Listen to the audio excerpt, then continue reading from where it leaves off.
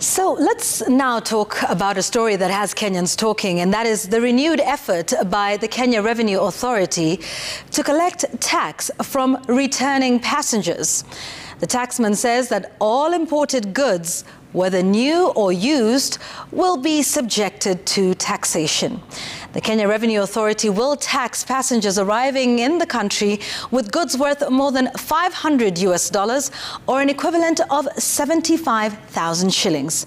The renewed push for the guidelines has received a backlash from Kenyans, including the National Assembly Committee on Defense, Intelligence and Foreign Relations, who say the announcement could not have come at a worse time. Here's Lilian Mully with more. The Kenya Revenue Authority is under fire over a new push to collect taxes from travellers' personal and household items. The taxman came under intense online scrutiny after issuing a directive seeking to tax travellers or passengers arriving into the country from international destinations to the Jomo Kenyatta International Airport with items worth $500 and above, which is equivalent to 75,000 Kenya shillings. Reactions varied from alleged poor handling of arrivals at the JKIA, long queues and exploitation. This after KRA made the announcement on social media platform X. I've seen something which is coming out as if we are taxing everything that you are coming with. When you have traveled out of country, when you are coming back, you will always come with the clothes, the bags that you went with. But where you purchase goods of value of 500, which are more than one, then you are required to declare the rest for purposes of tax. The Kenya Revenue Authority's passenger guidelines include all passengers on first arrival who intend to change their residencies to Kenya. This includes missionaries, military personnel or aid agencies who take up appointments in Kenya.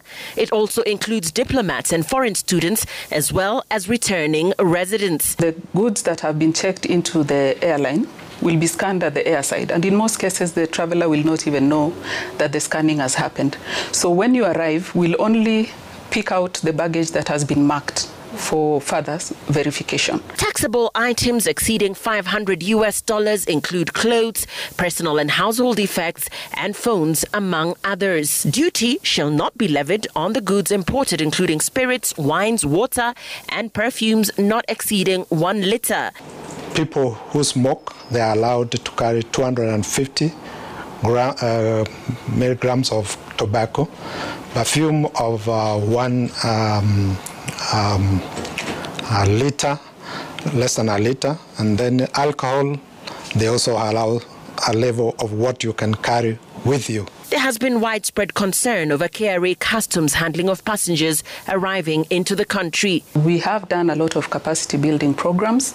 We also engage our officers at the airport, which we are organized into shifts.